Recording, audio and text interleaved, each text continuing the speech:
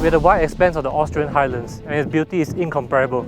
It's something that we have to protect, that's why I'm moving towards EVs in the automotive world. But before that, we're here to sample the last and the finest internal combustion engines in the business. That is the GT3 Touring and the GT3 PDK.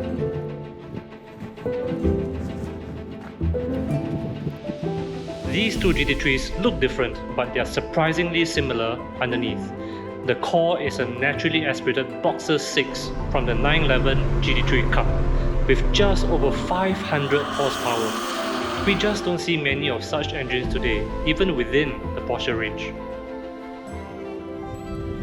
So now we are in the 911 GT3 and it's a little bit foggy outside, which always makes things very interesting. This car has a few key changes from the last 991.2. Noticeably the front end, of course, it has a double wishbone suspension now. And also the rear wing is now a swan neck. But otherwise the engine is a carryover. So it's still the motor that you get from the 911 GT3 Cup. So what you essentially get is a race engine.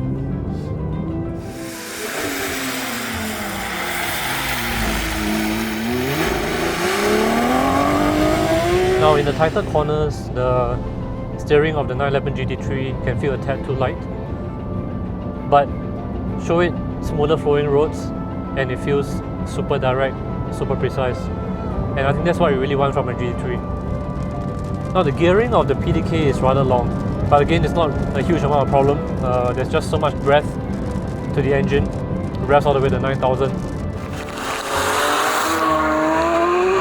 Now Porsche has been very disciplined with weight in this car, so it's still just a smidgen over 1.4 tons. So that's really nothing for something with over 500 horsepower. And why you buy a GT3 is because it's a naturally aspirated engine, and what you get there is a glorious sound. Woo! My goodness, this is proper race car stuff.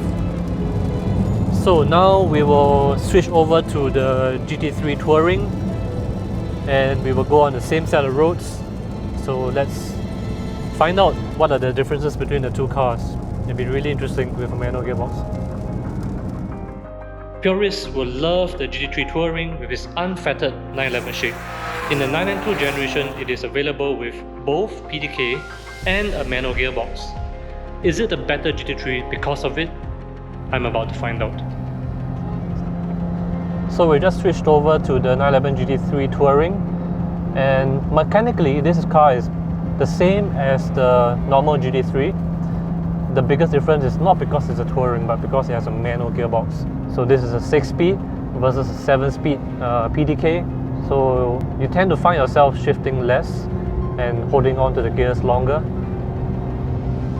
But that's also nice, it contributes to a more relaxed driving feel, which is sort of in keeping with the Touring concept. Now the Touring sort of came about because people wanted the pure shape of the 911 with a race car underneath. And the Touring is exactly just that. And how many cars these days we can buy brand new that has a high revving, naturally aspirated engine as well as a manual gearbox? I can't even think of many, if at all. And now I'm in sport mode, and there's an auto blip function. This really helps when you just want to focus on driving, so it'll do the blipping for you. I'm not a race car driver, so I'm happy to leave it to the car, but sometimes it can feel not very natural, so that's when you want to do it yourself, and that's where this car really shines. It's enlightening after driving these two cars back to back. I'm convinced the 992 GT3 with PDK is the better GT3. Maybe a GT3 Touring with PDK could be the perfect specification. It's been an opportunity of a lifetime to drive all three 911s in Austria, and I can't wait to be back here again to dance among the clouds at the top of the world.